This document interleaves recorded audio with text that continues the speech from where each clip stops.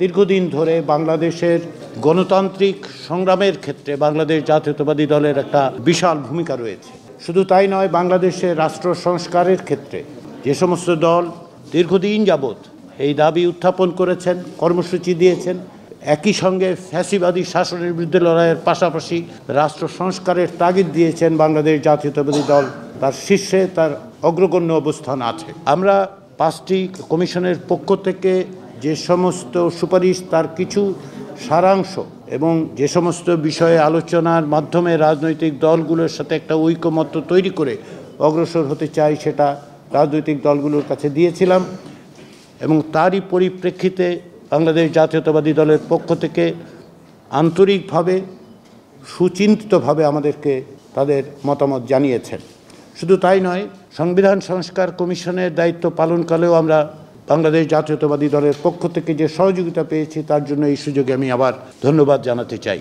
আমরা এই আলোচনার মধ্য দিয়ে আমাদের লক্ষ্য হচ্ছে একটি জাতীয় সনদ তৈরি করা, যাতে করে আমরা বাংলাদেশে একটি স্থায়ী গণতান্ত্রিক ব্যবস্থা প্রতিষ্ঠা করতে পারি।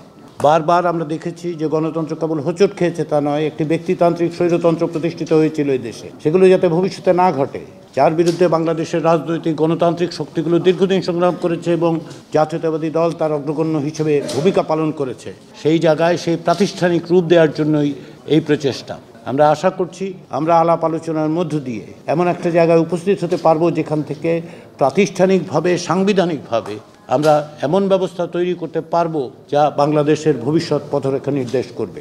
আমি বারবার যেটা বলি, আবারও বলি, আপনাদের টেবিলের দুই ধারে বসলেও আমরা আসলে দুই পক্ষ নই। আমরা একত্রে সকলে মিলে জাতির যে আকাঙ্ক্ষা, যে একটি ঐকমত্য তৈরি করা, একটি দীর্ঘমেয়াদী স্থায়ী ভিত্তি দেয়া গণতন্ত্রকে, তার জন্য আমরা সকলে কাজ করছি।